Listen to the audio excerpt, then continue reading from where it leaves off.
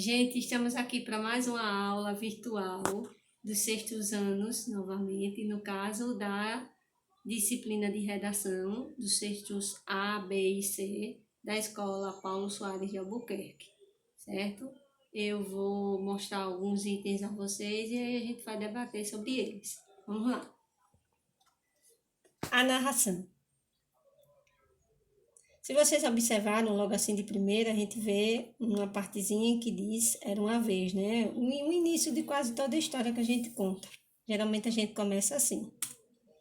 A narração é um modo de organização de texto cujo conteúdo está vinculado, em geral, às ações ou acontecimentos contados por um narrador. Para construir esse tipo de texto é preciso explorar os elementos da narrativa. Vamos ver quais são. Elementos da narrativa. Enredo, personagem, espaço, tempo e narrador, certo? Agora vamos ver o conceito de cada um deles para poder entender o que é de fato uma narrativa. Enredo é o conjunto de fatos ligados entre si que fundamentam a ação de um texto narrativo. O enredo pode ser organizado de diversas formas. Observe a seguir a organização mais comum. Situação inicial. Existem personagens e espaços. Estabelecimento de um conflito. Surge uma situação a ser resolvida que quebra a estabilidade de personagens e acontecimentos. Desenvolvimento busca dissolução do conflito. Clímax, ponto de maior tensão da narrativa. Eu costumo dizer que o clímax é aquela partezinha da narrativa em que chama mais a atenção do leitor, né? A gente fica naquela coisa de querer saber logo qual foi o final. E o desfecho é a solução do conflito. Como eu havia citado antes, existe a tensão e existe aquela coisa de chegar logo para saber o que de fato aconteceu na narrativa, né? O espaço. Toda narrativa vai ter que ter um espaço, um local onde a história vai ser desenvolvida. Olha aí, ó. Espaço é o lugar em que a narrativa ocorre. A construção do espaço contribui para elaborar as personagens. Se o autor descreve uma personagem que mora na cidade, em uma casa grande e todo organizado, o leitor imagina certas características para essa personagem, diferente das que suporia para alguém que sempre viveu no deserto, por exemplo. O tempo. Tempo em uma narrativa pode ser definido como duração da ação. Pode ser cronológico ou, no caso, psicológico. No tempo cronológico, os fatos são apresentados de acordo com a ordem dos acontecimentos. Já o tempo psicológico é a maneira pela qual a passagem do tempo é vivenciada. O tempo, nesse caso, não é uma sequência temporal linear, pois é medido pelas emoções e não pelo relógio. Quer dizer, totalmente contrário do cronológico, né? O cronológico ele é medido pelo relógio. Já o psicológico ele é medido através das emoções vividas pelos personagens da narrativa. Narrador. Tudo na narrativa depende do narrador, isto é, a voz que conta a história. O ponto principal de uma narrativa é o seu ponto de vista, ou seja, a perspectiva, o modo de contar e de organizar o que é contado. Desse modo, o narrador funciona como um mediador entre a história narrada e o leitor, ouvinte ou espectador. Basicamente, existem 3 tipos de ponto de vista, ou foco narrativo, determinado pelo tipo de narrador.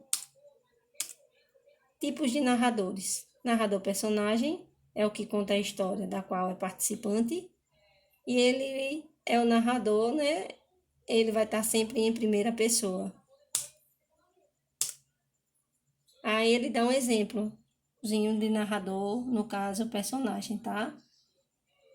Quando avistei-a sozinha na arquibancada da quadra, percebi, olha aí, um verbo na primeira pessoa, que era a melhor oportunidade para definitivamente conhecê-la.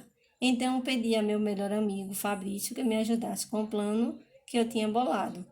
Mas enquanto eu passava algumas coordenadas para Fabrício, vi Marcos, da oitava série, se aproximar e sentar ao lado dela. Será que eles estavam ficando? Mas logo o Marcos.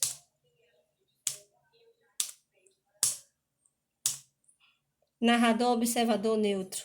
É o que conta uma história como alguém que observa o que acontece, transmite para o leitor apenas os fatos que consegue observar e conta a história em terceira pessoa, como nesse trecho. Mais um exemplo, ó. Vocês dêem uma olhadinha, certo? O narrador observador ele não vai participar, no caso, da narrativa. Ele só vai observar tudo que acontece em volta dela. Narrador intruso é o chamado onisciente. Ele não participa da história, mas faz várias intervenções com comentários e opiniões acerca das ações das personagens. O foco narrativo é em terceira pessoa. Aí tem mais um fragmento, né, de uma história de Carlos Eduardo Novaes, A Cadeira do Dentista e outras crônicas, em que ele enfatiza o narrador, no caso, onisciente, totalmente diferente do personagem e do observador. O personagem, revisando, ele participa, está em primeira pessoa, o observador, ele só observa, e o intruso ou onisciente, ele faz comentários e intervenções durante a narrativa.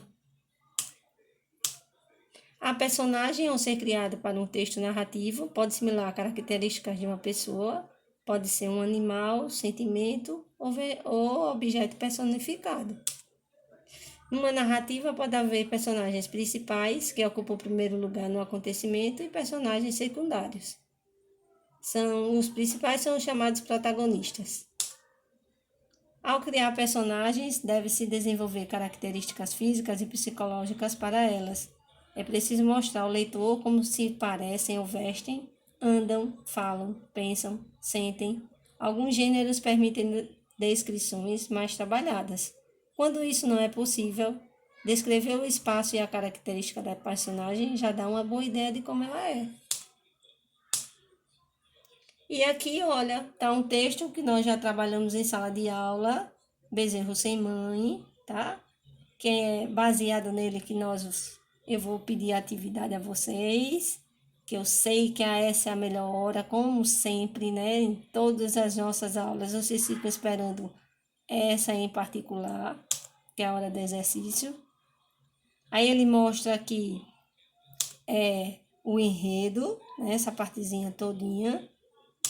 Depois, esse outro pedacinho, ele mostra a apresentação da história, tá? Depois vem o desenvolvimento. Depois o desfecho.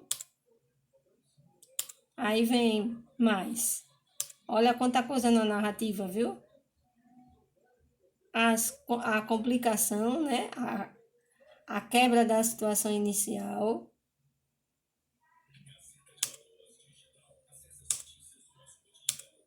E faltou o quê? O clímax. Então, gente, olha, já deu para vocês saberem o que é uma narrativa, certo? A narração, os elementos dela, os principais, como são utilizados. E no caso, eu vou querer que vocês deem, no caso, um desfecho nessa história do bezerro da mãe. Vocês irão criar um desfecho para ela, certo? Até a próxima aula, mais uma vez.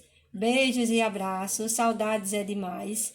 Se cuidem, certo? Procurem usar álcool gel, lavar as mãos sempre que puderem, se cumprimentarem nos cotovelinhos e para que nós nos encontramos mais rápido possível. Beijo em todos.